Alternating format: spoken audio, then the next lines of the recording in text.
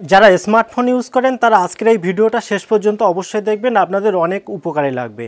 আপনাদের মধ্যে যাদের রুট করার খুব অভ্যাস আছে, মানে কোনো একটু সামান্য প্রবলেম হলেই যারা রুট করে নেন, তাদেরকে আমি বারবার নিষেধ করছি যে আপনারা কখনোই রুট করবেন না। একমাত্র রুট তারাই করবেন যারা রুট সম্পর্কে ডিটেলস জানেন, 100% জানেন এবং কনফার্ম যে আপনারা রুট করলে আপনাদের ফোনটাকে আপনারা কন্ট্রোল করতে পারবেন। তা নাহলে রুট করবেন না, আপনাদের ফোন কিন্তু খুব তাড়াতাড়ি নষ্ট হয়ে যাবে, এটা মাথায় রাখবেন।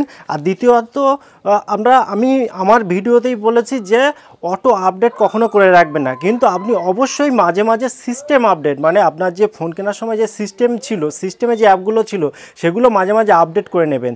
সবসময় আপডেট ভার্সনে থাকলে কী হবে, আপনার ফোনটা খুব সুন্দরভাবে চলবে এবং হ্যাং বা এই জাতীয় যে প্রবলেমগুলো সচরাচর আছে সেগুলো সহজে আসবে না। তো এটা মাথায় রাখবেন। আর 3 নম্বর পয়েন্ট হলো আর অ্যান্টিভাইরাস অ্যাপ।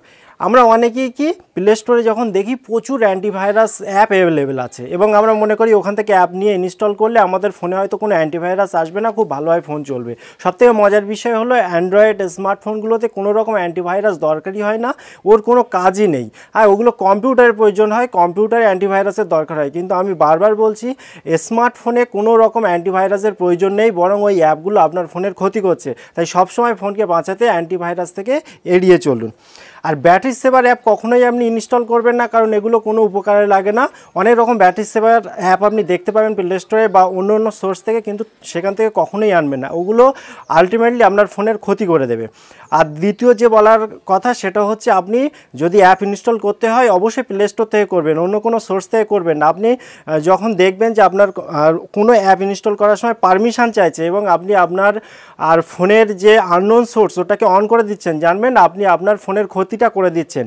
এই অ্যাপের মধ্যে এমন কিছু সিস্টেম থাকতে পারে যা আপনার তথ্যগুলোকে বাইরে পাচার হয়ে যেতে পারে। আপনার যত কন্ট্যাক্ট নাম্বার থেকে শুরু করে আপনার ভিডিও, আপনার পার্সোনাল যে ডেটা সেগুলো কিন্তু আউট হয়ে যেতে পারে, অন্য কেউ মনিটর করতে পারে আপনাকে এবং আপনার সমস্ত তথ্য সে নিয়ে আপনাকে পরবর্তীকালে ব্ল্যাকমেল করতে পারে। এই জন্য বলছি বারবার আননোন সোর্সকে সবসময় অন করে রাখবেন না, একদম অফ করে দিন আননোন সোর্স, এবং কোনো রকম প্লে স্টোর ছাড়া অন্য কোনো অ্যাপ আপনি নেবেন না, কোনো লিঙ্ক হঠাৎ করে ক্লিক করতে যাবেন না, আননোন কোনো ক্লিক আপনি করবেন না। আর যেটা না বললে নয় সেটা হচ্ছে অ্যাপ পারমিশন।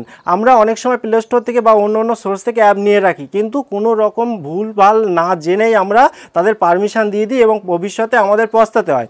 তো ওই জন্য দেখে নেবেন যে আপনি কোন অ্যাপ ইনস্টল করেছেন বা কোন অ্যাপ আপনার মোবাইলে নিয়েছেন এবং সে কী পারমিশন চেয়ে রেখেছে। ধরুন আপনি একটা ভিডিও এডিটিং করবেন বলে বা ছবি এডিটিং করে একটা পিকচার নিলেন বা কোনো একটা অ্যাপ নিলেন, এবারে সেখানে যদি লোকেশান চেয়ে বসে বা আপনার কন্ট্যাক্ট নাম্বার চেয়ে বসে, সেগুলো কেন দেবেন? কারণ তাদের তো কোনো প্রয়োজন নেই। সেগুলো একটু দেখে নেবেন, আপনি অনেক বেশি সেফ থাকবেন এবং সিকিউর থাকবেন। আর অবশ্যই যেটা করবেন, আপনার জিমেল অ্যাকাউন্ট যেটা আপনি আপনার ফোনের সাথে অ্যাড করে রেখেছেন সেটা স্ট্রং পাসওয়ার্ড দিয়ে রাখবেন, কারণ আজকের ডেটে বিভিন্ন রকম ক্রাইম কিন্তু আকসার হচ্ছে এবং সেখান থেকে নিজেকে বাঁচতে, নিজের ফোনকে বাঁচাতে এবং নিজের পার্সোনালিটি রক্ষা করার জন্য অবশ্যই একটা স্ট্রং পাসওয়ার্ড দেবেন যাতে আপনার জিমেল কেউ ইউজ করতে না পারে।